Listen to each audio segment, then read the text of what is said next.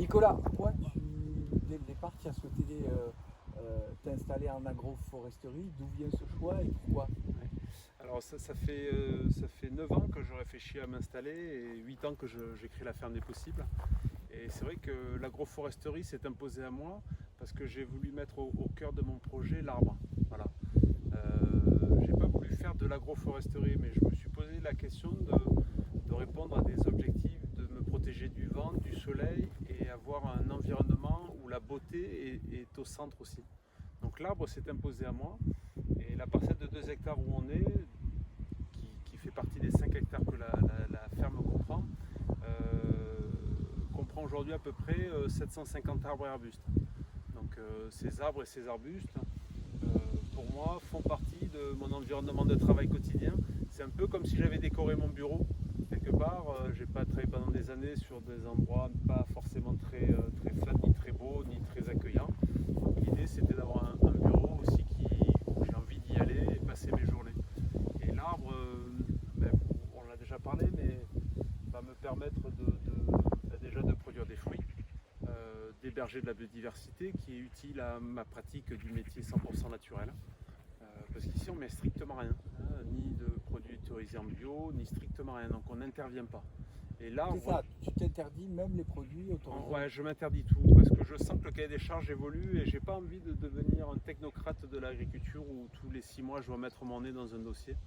Donc j'ai décidé de ne jamais rien mettre. Voilà, donc j'interviens pas et les arbres me permettent de faire ça. D'accord, parce que dans les haies qui sont juste derrière là, il y a une quantité d'animaux et de biodiversité végétale qui permet de créer des équilibres qui vont gérer soit des maladies, soit des ravageurs. Hein. Voilà. Et enfin, l'arbre va. Pourquoi j'ai choisi l'agroforesterie, c'est que les arbres et les plantes ont des choses à se raconter et qu'on est face à une synergie où 1 plus 1 peut être supérieur à 2. Ils peuvent s'apporter mutuellement via les systèmes racinaires et les fertilisations croisées, vont s'apporter un enrichissement mutuel. Voilà. Donc, mon métier, c'est comme celui d'un professeur des écoles, c'est que j'essaie de planter les bonnes choses aux bons endroits pour qu'un élève turbulent n'aille pas tirer vers le bas notre élève, mais au contraire que l'un et l'autre se tirent vers le haut et que les deux sortent gagnants de ça. C'était un équilibre, donc par définition il est instable, ça veut dire qu'il faut surveiller tout ça comme le lait sur le feu. Non, heureusement la nature fait bien les choses, elle n'a pas attendu qu'on soit là pour créer des équilibres. Donc en fait ce qu'on fait ici c'est qu'on réétablit un milieu naturel, des équilibres qui avaient existé avant qu'on arrive nous. Alors naturellement il faut maîtriser tout ça parce Oui, que sauf que là c'est des plantes cultivées, c'est pas des plantes sauvages. tout à fait, donc on a quand même la main là-dessus, mais non, je dirais au plus le temps passe, au plus c'est facile. D'accord, au plus le sol retrouve de son vivant, au plus la biodiversité animale et végétale est en place, au plus c'est facile pour moi de faire mon métier de maraîcher bio naturel. D'accord. Alors tu dis maraîcher bio, en même temps tu es aussi arboriculteur ou comment ça se... Je suis aussi ça arboriculteur. s'articule? Alors c'est vrai que ça fait 8 ans que je vis grâce au maraîchage. Et donc pour l'instant je me sens plus maraîcher. Et je pense que je resterai majoritairement maraîcher. Arboriculteur, pour moi, c'est la cerise sur le gâteau, c'est-à-dire qu'une année comme celle-ci, par exemple, mes arbres auraient dû produire. D'accord. On aurait dû avoir des abricots, des pêches, des cerises, des coings, tout ça, des poires, et j'en oublie encore. Il a gelé au mois d'avril, on a tout perdu. D'accord. Donc l'arboriculture est un métier assez particulier où souvent il ne faut faire que ça.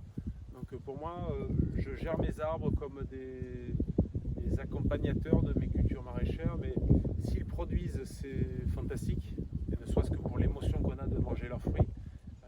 S'ils ne produisent pas, ils ont le droit d'être là. Voilà. Donc je suis plutôt un éleveur d'arbres qu'un arboriculteur en fait. Alors ce sont des associations de végétaux que tu fais aussi à l'intérieur des serres. Oui, oui, j'ai la chance d'avoir à peu près 2000 mètres carrés de tunnels froids sur la ferme. Qui me permettent d'avoir des cultures de printemps un peu plus précoces et surtout de me protéger du vent parce qu'on est dans le couloir rhodanien, du coup le Mistral peut faire pas mal de dégâts, notamment pour faire des cultures comme les haricots verts grimpants comme ça. ou des aubergines, ou les tomates qui étaient juste à côté qu'on vient d'arracher mais qui grimpent jusqu'à 2,50 m. Donc voilà, et la plupart du temps dans mes tunnels froids j'ai mis des vignes. Donc les vignes qui sont là, qui me permet quasiment d'avoir des cultures en 3 dimensions. Donc j'ai des cultures au sol, de manière verticale et horizontalement au-dessus de tout le monde. Donc ça apporte une atmosphère un peu plus fraîche aussi en été. Et puis je reviens sur le critère de beauté qui est important pour moi. Et c'est souvent un moment d'émotion quand on en sait ça. D'ailleurs quand on reçoit des enfants, parce qu'on est ferme pédagogique, on reçoit des enfants avec le réseau Racine, eh bien les enfants sont souvent subjugués un peu par ces grappes de raisins qui tombent du ciel, les légumes qui peuvent toucher en tendant le bras, et ils ne savent plus où donner de la tête. Donc Ça fait un peu jardin d'Éden. Ça fait un peu jardin d'Éden, c'est pas pour me déplaire. Mais en même temps, ça a une vraie nécessité aussi au niveau des protections entre les plantes. Oui, oui, alors les choses, encore une fois, ne sont pas plantées les unes par rapport. Enfin, c'est pas fait par hasard. Hein. Les plantes sont plantées, y compris sous serre, pour s'accorder avec leurs voisines. Donc, on ne plante pas de tomates à côté des aubergines. On met du basilic au pied des haricots verts ou des concombres pour retarder l'arrivée d'éventuelles maladies. Donc en fait, tout est calculé. Ça peut paraître un peu foufou, sauvage, mais en fait, tout ça est quand même assez raisonné. Voilà. Et en Assez réfléchi. Assez réfléchi, oui. Parce que raisonner, il y en a qui l'utilisent pour d'autres. Assez réfléchi, ouais. Alors le seul avantage que je trouve dans le mot d'agriculture raisonnée, c'est que c'est un aveu qui veut dire que auparavant c'était déraisonnable. Et je trouve ça beau finalement. C'est quelque part dire si aujourd'hui c'est raisonné, c'est qu'avant ça l'était pas.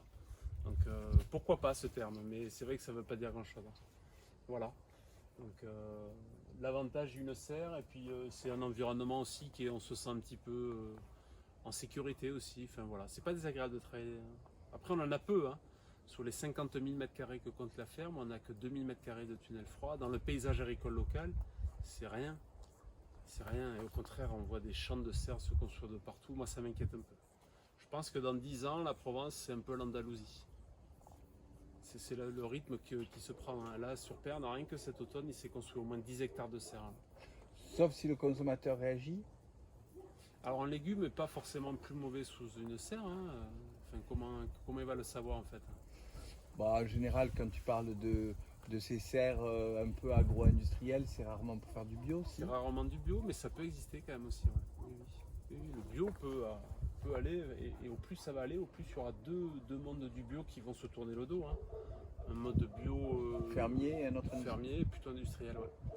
Et les deux seront sans doute utiles, hein, je ne critique pas, parce que moi je ne peux pas envoyer des légumes dans le supermarché où il y a plus de 50% de la population qui vit, donc dans les grandes villes.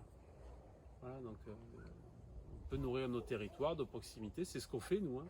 Ici, on ne fait jamais plus de 5 km pour livrer nos légumes. Donc on nourrit notre territoire, mais je suis incapable, moi, de nourrir des territoires distants. Voilà. Et j'en ai pas envie d'ailleurs. Je suis incapable, c'est pas ma volonté. Ça veut dire que tu vends tout en direct? On vend quasiment tout en direct. On vend via des magasins bio aussi, comme la Biocop. Voilà, qui sont quelque part un magasin de producteurs, parce qu'il y a une éthique, notamment celle de Carpentras, qui met nos produits en avant, où il n'y a pas une pressurisation sur les prix, où il y a un vrai respect du producteur et de la diversité. Donc c'est une relation très riche. Voilà. Donc on va dire qu'on fait 2 tiers en direct et 1 tiers via des magasins bio. Tu parlais de cette évolution de type Andalousie, mais justement depuis que tu es installé, tu as vu que des évolutions comme ça négatives, ou par rapport aux gens que tu croises sur les marchés, quelle évolution tu vois? Alors est-ce que les gens s'intéressent justement à la manière dont tu produis? Alors pas suffisamment peut-être, c'est un regret, mais moi-même je ne vais pas remonter la filière de la construction de chaussures quand je vais acheter mes chaussures, voilà. Donc je conçois qu'on est tous dans nos vies et qu'on peut pas étudier voilà, tout ce qu'il y a derrière un acte de consommation. C'est très chronophage et voilà.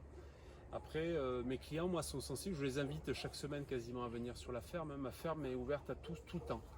Donc de jour, de nuit, le week-end, les jours fériés, tout le monde peut venir. Et c'est la plus grande labellisation qu'on peut offrir à nos clients, c'est qu'ils s'approchent ici, qu'ils voient entre l'étalage d'un marché ou en boutique, ils puissent retrouver l'intégralité de nos produits dans les terres. Voilà. Donc nos clients sont sensibles, pas tous. Voilà, on a aussi des clients qui viennent consommer de la bio parce qu'ils sont contents de le faire, ils s'y retrouvent, mais sans finalité plus profonde. Voilà. Après, là où je vois une évolution très nette, c'est le nombre de stagiaires ou de jeunes personnes qui veulent venir sur la ferme, se former. Et là, ça va crescendo. Chaque année, on a beaucoup de demandes et naturellement, du coup, beaucoup de refus. Je peux pas prendre, voilà, je peux pas. Donc, il y a quand même de plus en plus de jeunes personnes et des moins jeunes, des gens qui sont en réorientation professionnelle, qui veulent venir vers ces métiers-là et les faire dans des belles valeurs, quoi. C'est un vrai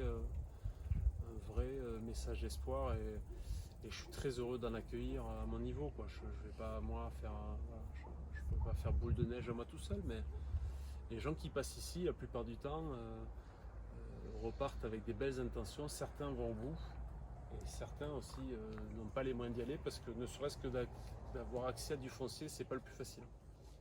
Voilà. Donc non, je veux pas voir le verre à moitié vide, hein.